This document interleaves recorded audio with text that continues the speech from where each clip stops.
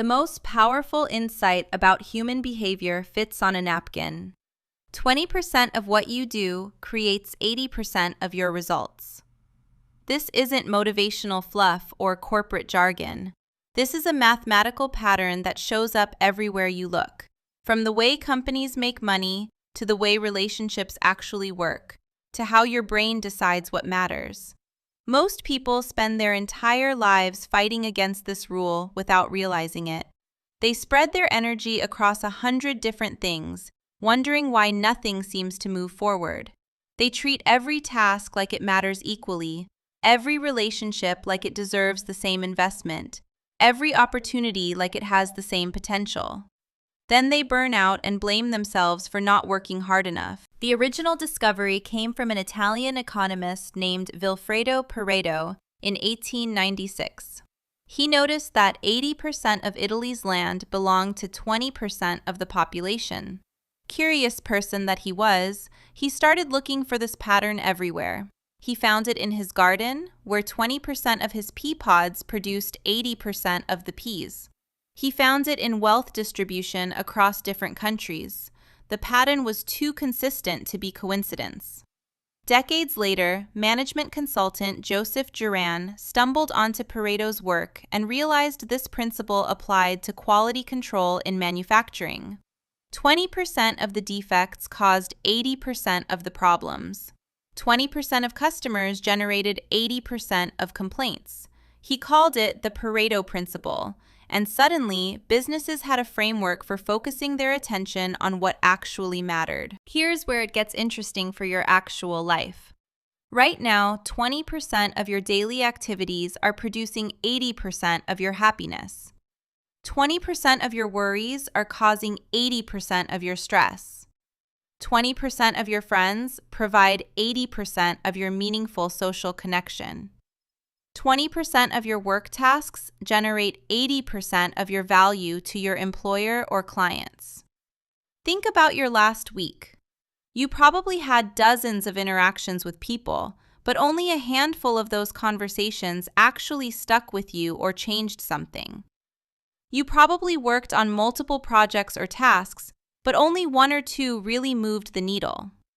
You probably consumed hours of content, but only a small fraction actually taught you something useful or shifted your perspective. The numbers don't always shake out to exactly 80-20. Sometimes it's 90-10. Sometimes it's 70-30. The precise ratio matters less than the underlying truth, which is that inputs and outputs are never distributed evenly. A small number of causes create most of the effects. A small number of actions create most of the results. This shows up in business in obvious ways. 20% of products typically generate 80% of revenue. 20% of salespeople close 80% of deals. 20% of customers create 80% of profit. Smart companies figure out which 20% that is and double down on it. They stop pretending everything matters equally and start making hard choices about where to focus. The same logic applies to your career, except most people never do this analysis. They never sit down and ask which parts of their job actually create value and which parts are just noise. They never figure out which skills in their toolkit are genuinely rare and valuable versus which ones could be done by anyone. They treat their 40 or 50-hour work week like every hour has equal weight. If you actually tracked your work output over a month, you'd probably find that a handful of hours produced most of your meaningful contributions. Maybe it's the 2 hours you spent solving a genuinely difficult problem. Maybe it's the 30 minutes you spent having a crucial conversation that prevented a disaster. Maybe it's the focused morning session where you created something new instead of just maintaining what already exists. The cruel part is that organizations often reward the appearance of busyness rather than actual impact. They promote people who look busy in meetings and send lots of emails, not necessarily the people who solve the problems that matter. So you have to be disciplined enough to identify your 20% yourself, even when the incentive structure around you doesn't encourage it. The same pattern shows up in learning. 20% of the concepts you study will give you 80% of your understanding of a subject. There are foundational ideas that unlock everything else, and then there are details that only matter once you've mastered the foundations. Most educational systems get this backwards. They bury the important 20% under mountains of trivia and prerequisites, making you memorize dates and definitions before showing you the ideas that actually explain how the world works. If you want to learn something new, your first job is identifying that crucial 20%. What are the core principles? What are the mental models that experts actually use? What are the skills that create a disproportionate amount of capability?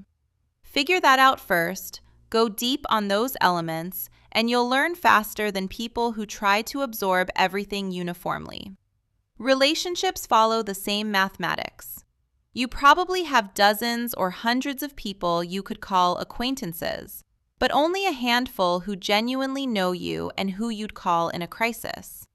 20% or less of your social network provides most of your emotional support, most of your fun, most of your intellectual stimulation, most of your practical help when you need it. The question becomes whether you're investing your time in proportion to that reality. Are you spending 80% of your social energy on the 20% of people who matter most? Or are you spreading yourself thin across every person who wants a piece of your attention, giving everyone the same shallow level of engagement? This isn't about being cold or calculating with relationships. It's about being honest that time and energy are finite. Every hour you spend on a draining friendship is an hour you're not spending on a life-giving one. Every obligation you say yes to is something else you're saying no to by default. The math is unavoidable. The same principle applies to how you spend money. 20% of your purchases probably create 80% of your satisfaction or utility. There are a few things you buy that genuinely improve your life, and then there's a long tail of stuff that clutters your space and drains your bank account without adding much value. If you actually tracked your spending against your happiness, you'd probably find that most of what you buy doesn't move the needle. Even your thoughts follow this distribution. You probably have a few recurring worries or mental patterns that create most of your anxiety. You probably have a few core beliefs or assumptions that drive most of your decisions. Your mental landscape isn't democratic.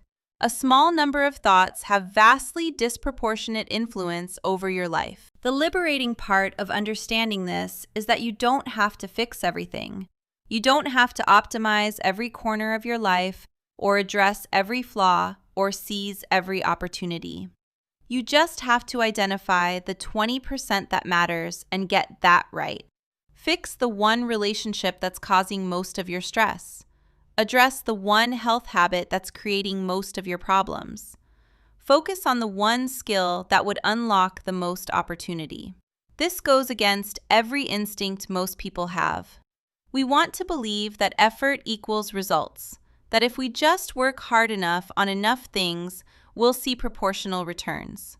We want to believe that being busy means being productive, that filling our calendars means we're making progress.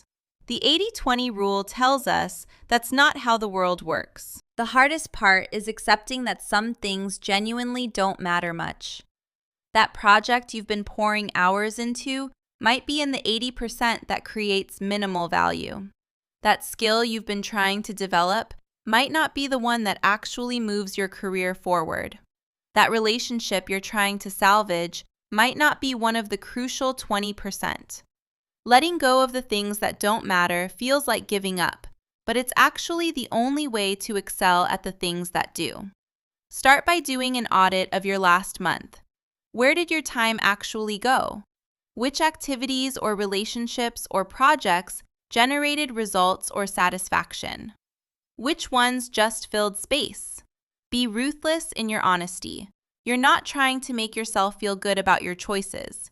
You're trying to see reality clearly so you can make better choices going forward. Once you identify your 20%, the next step is protecting it fiercely. That means saying no to things that seem reasonable but that you know won't actually matter. That means disappointing people who want your time or energy for things that aren't in your crucial 20%. That means being willing to look lazy or uncommitted to people who don't understand that you're actually just being strategic. The world will constantly try to pull you back toward the 80%. There will always be more emails, more meetings, more urgent but unimportant tasks, more people who need something from you. The default path is letting all of that fill your life while the crucial 20% gets whatever's left over. You have to actively fight against that default. This principle also explains why some people seem to accomplish vastly more than others without working longer hours. They're not smarter or more talented. They've just figured out their 20%, and they've organized their entire life around protecting and maximizing it. They've said no to 1,000 things so they can say yes to the few things that actually create results. You can master this concept right now in the time it takes to eat lunch. You don't need a seminar or a coach or a complicated system. You just need honesty about what actually matters and courage to act on that honesty. Look at your life. Identify the 20% that creates 80% of what you value, and start treating that 20% like it's the only thing that matters, because in a very real sense, it is.